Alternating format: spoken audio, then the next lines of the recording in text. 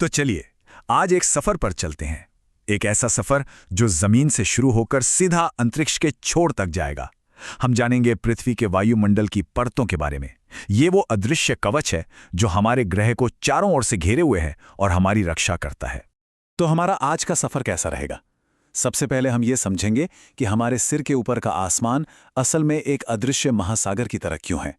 फिर हम इसकी भीतरी परतों में गोता लगाएंगे, उसके बाद बाहरी सीमाओं तक पहुंचेंगे और आखिर में इस बात पर गौर करेंगे कि ये पूरा कवच हमारे लिए इतना जरूरी क्यों है। हम ऊपर देखते हैं तो हमें क्या दिखता है? एक नीला आसमान, है ना? एक बड़ी सी नीली चादर की तरह। लेकिन असल में ये सिर्फ एक चादर नहीं है, बल्कि एक बहुत ही जटिल सिस्टम है जिसमें एक के ऊपर एक कई परतें हैं और हर परत की अपनी एक अलग ही कहानी है। जरा एक मिनट के लिए सोचिए, क्या हो अगर हमारे सिर के ऊपर ये जो आसमान है वो एक बहुत बड़ा गहरा समुंदर हो, और जैसे जैसे हम ऊपर की ओर बढ़ते जाएं, हम उसकी अलग अलग गहराइयों को पार करते जाएं। ये सोच ही हमें वायुमंडल को बेहतर ढंग से समझने में मदद करेगी। तो असल में ये वायुमंडल है क्या चीज? सीधी सी भाषा में कहें तो ये गैसों का एक कंबल है, एक बहुत मोटा कई परतों वाला कंबल जो हमारे ग्रह को लपेटे हुए है। यही वो ढाल है जो हमें अंतरिक्ष के खतरों से बचाती है और धरती पर जीवन को मुमकिन बनाती है। तो चलिए अब इस सफर की शुरुआत करते हैं और वायुमंडल की सबसे निचली और सबसे घनी परतों में चलते हैं। हमारी यात्रा शुरू होती है ट्रोपोस्फियर से, यानी वो परत जहां हम और आप रहते हैं, सांस लेते हैं।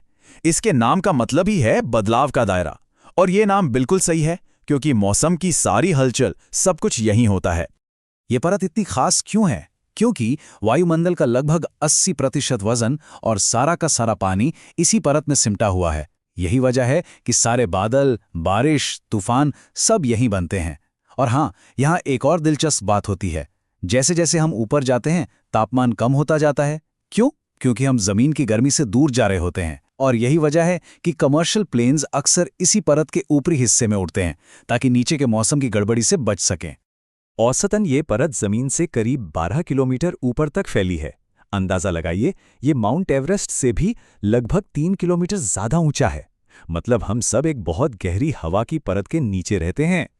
ट्रोपोस्फियर के ठीक ऊपर है स्ट्रेटोस्फियर। यहाँ का माहौल एकदम अलग है, एकदम शांत, स्थिर हवा, कोई बादल नहीं, कोई तूफान नहीं।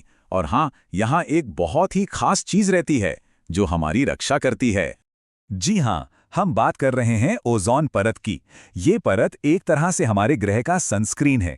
ये सूरज से आने वाली खतरनाक अल्ट्रावायलेट किरणों को सोख लेती है और इसी वजह से यहाँ ट्रोपोस्फियर से बिल्कुल उल्टा होता है। यहाँ ऊंचाई के साथ तापमान घटता नहीं बल्कि बढ़ता है, क्योंकि ओजोन उन किरणों की सारी एनर्जी सोख रहा होता है। ये जरूरी सुरक्षा कवच जमीन से करीब 50 किलोमीटर की ऊंचाई तक फैला है। सोचिए, 50 किलोमीटर मोटी एक अदृश्य ढाल जो हमें सूरज से बचा रही है। तो अगर हम इन दोनों निचली परतों को देखें, ट्रोपोस्फियर जहां मौसम और जिंदगी है और जहां ऊपर जाने पर ठंडक बढ़ती है, और उसके ठीक ऊपर स्ट्रेटोस्फियर, ओजोन परत का घर, जहां शांति है और ऊपर जाने पर गर्मी बढ़ती है, ये दोनों मिलकर ही धरती पर जीवन के लिए एक परफेक्ट माहौल तैयार करते हैं। अब हम और ऊपर जा रहे हैं, उन इलाकों में जहां तापमान अपने चरम पर होता है, मतलब बहुत ज्यादा ठंडा और बहुत ज्यादा गर्म भी। अब हम पहुंच गए हैं मीजोस्फीयर में।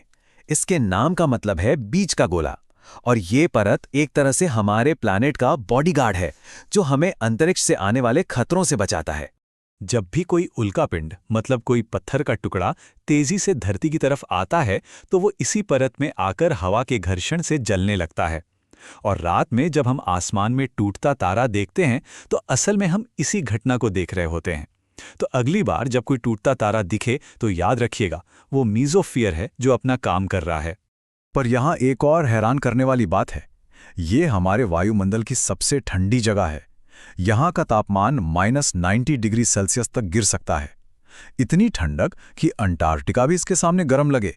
मेसोस्फीयर की इस जमा देने वाली ठंड के बाद हम पहुंचते हैं थर्मोस्फीयर में, और यहाँ एक बहुत ही अजीब विरोधाभास देखने को मिलता है। यहाँ का तापमान तो आसमान छूता है, लेकिन अगर कोई वहाँ हो तो उसे जरा भी गर्मी महसूस नहीं होगी। अब सवाल यह है कि ऐसा क्यों?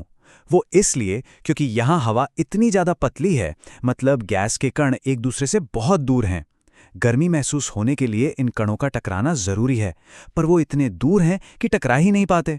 वैसे हमारा इंटरनेशनल स्पेस स्टेशन इसी परत में धरती का चक्कर लगाता है, और वो जो खूबसूरत नॉर्दर्न और सदर्न लाइट्स होती हैं, जिन्हें ऑरोरा कहते हैं, वो भी यहीं बनती हैं। ये सुनने में अजीब लगेगा, लेकिन दिन के वक्त यहाँ का तापमान 2000 डिग्री सेल्सियस तक जा सकता है। इतना गर्म कि स्टील भी पिघल जाए।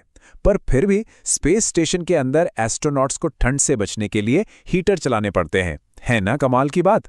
तो अब हम वायुमंडल के लगभग बाहरी किनारे पर आ चुके हैं, तो चलिए एक बार पीछे मुड़कर देखते हैं कि ये सारी परतें एक साथ मिलकर हमारे ग्रह के लिए क्या करती हैं।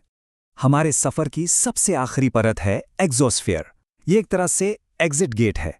यहाँ कोई साफ बाउंड्री नहीं है, बस हमारा वायुमंडल धीरे धीरे खत्म होता जाता है और अंतरिक्ष के खालीपन में मिल जाता है। यहीं से हाइड्रोजन और हीलियम जैसी सबसे हल्की गैसें हमेशा के लिए अंतरिक्ष में खो जाती हैं। तो इस पूरे सफर से हमने क्या सीखा? यही कि हमारा वायुमंडल सिर्फ हवा नहीं है, ये एक पूरी व्यवस्था है। ये हमें सांस लेने के लिए ऑक्सीजन देती है, ओजोन परत बनकर हमें खतरनाक किरणों से बचाती है, उल्कापिंडों को जलाकर राख कर देती है, हमारे ग्रह का तापमान ठीक रखती है और इतना दबाव बनाती है कि जमीन पर पानी पानी बना रह सके, वरना वो कब का भाप बनकर उड़ गया होता।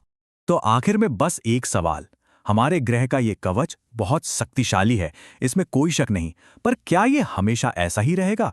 ये एक ऐसा सवाल है जिसका जवाब हम सबकी जिम्मेदारी है।